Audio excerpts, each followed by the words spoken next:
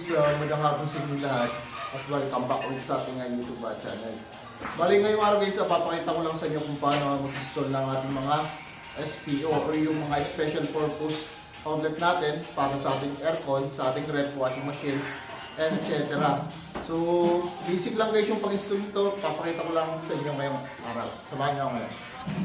So pag sinabi nga SPO guys, yung ating mga special purpose outlet is dapat separate po sila ng circuit breaker pagdating sa ating panel board. Ayun guys, yung ating mga outlet na gagamitin dyan, kapag SPO isa, meron po siyang mga ground terminal. Ayan, so katulad nito, yung ito guys, itong ano na guys, ito yung ating ground. And then yung sa likod, kung makikita nyo rito, meron dito nakalagay na labeling. So kung makikita nyo ito guys, ito, ayan, so may part ng ground, ayan, kung makikita yung wit-wit na yung pababa. So ito guys yung ating symbol na dito nakatapo yung ating grounding conductors, yung ating wire na isa na connected po sa ating panel board and direct sa lupa. And then itong dalawang terminal dito, yan, tsaka itong baba, so meron diyang label na live, tsaka N. So ibig sabihin niyan guys, yung ating L, ito yung ating live, and then yung N, ito yung ating neutral.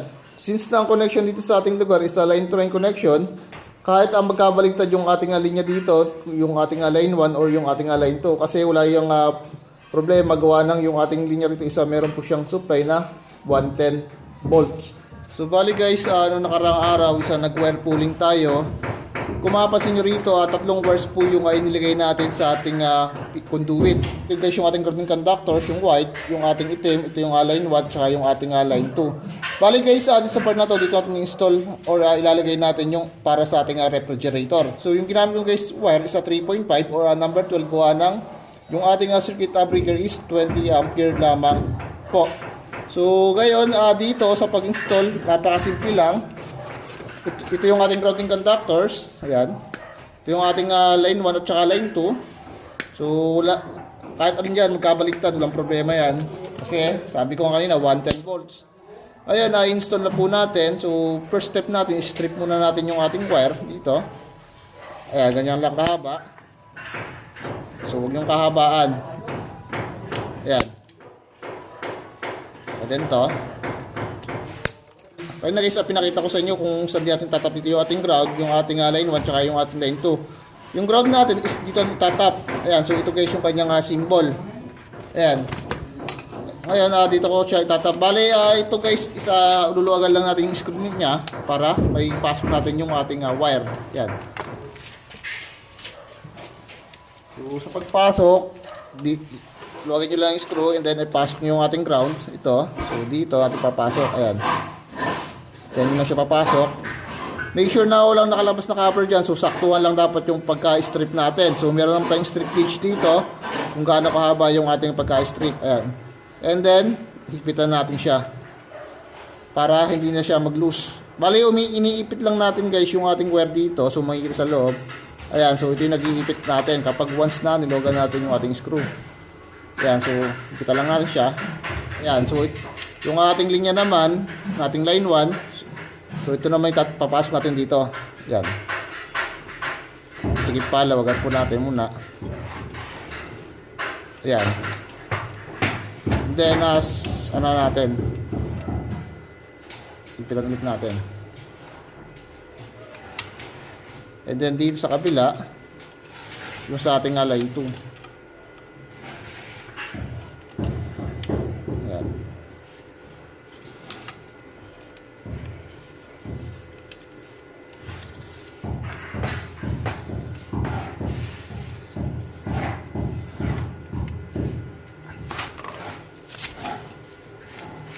And then, install na natin siya rito sa ating utility dito. So, tanggalin nyo lang yung screw. Ito yung screw niya. Ayan. So, ipasok nyo siya rito.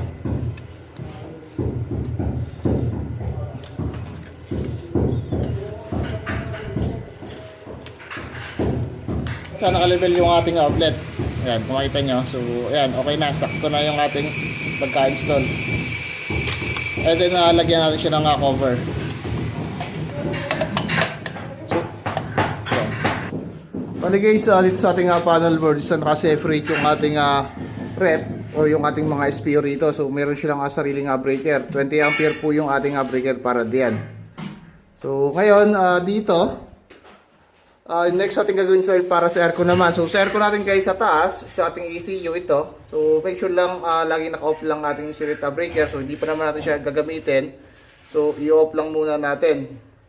Okay, so tara sa taas. So yun guys, dito sa taas tayo.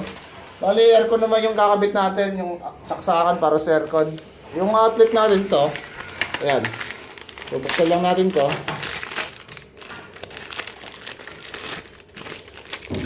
So bali guys, dito sa likod ng ating convenience outlet para sa aircon, meron ditong L tsaka N. So yung L, live and neutral. So yung ating linya naman dito sa line to line, kahit magkabaliktad yung ating linya dito, so walang problema. And then dito sa baba, kung makikita nyo to, so kung may mga gwit yan, ito guys yung symbol. So ibig sabihin dito nakatap guys yung ating para sa grounding conductor sa atin. So yung ground natin sa kulay white, ito. So dito na siya itatap. Yung ating line 1 at line 2, yung item dalawa, so dito na siya itatap sa taas. Kung tama lang din, kasi meron tayong strip gauge. Ayan, ganyan lang. Ayan. So dito sa ating aircon, yung strip gauge niya is 20 mm, so mahaba. Ayan.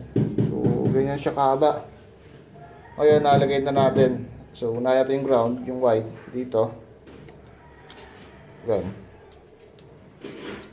Yan, so okay na. And then dito, so napakasimple lang. Yan, pasok na. And then yung ating isang linya. Yan. So, ito guys, ayan. Okay na, so make sure na mahigpit para hindi mag-lose contact yung ating mga terminal dito. So, siguraduhin natin na hindi magkakadikit kasi halos magkadikit lang yung terminal nila rito eh. So doon na natin siya siguraduhin. So tanggal natin cover, ayan, and then install na natin dito, ayan. So hintayin na lang natin yung ating aircon. So parating na rin yan,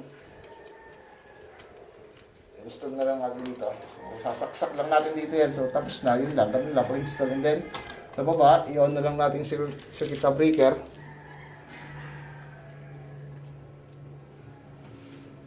Yan dito.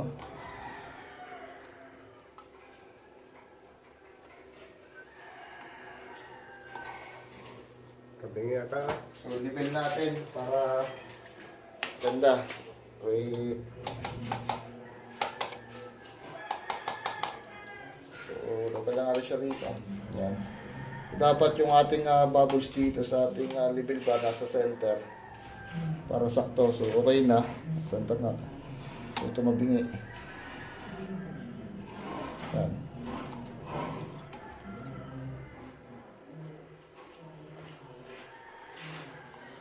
Ayan lang. Ganyan lang kasimple. I-install lang ating mga SPO. So napaka-basic lang. So napaka-importante na magkaroon tayo ng mga grounding conductors para sa ating mga SPO para maprotektahan natin yung ating appliances. Siyempre, para may iwasan na rin natin yung pagkakaroon ng mga electric shock at pagka-ground sa ating katawan. Kasi yung katawan natin guys is a good conductor, so ginagaluhin tayo ng kuryente.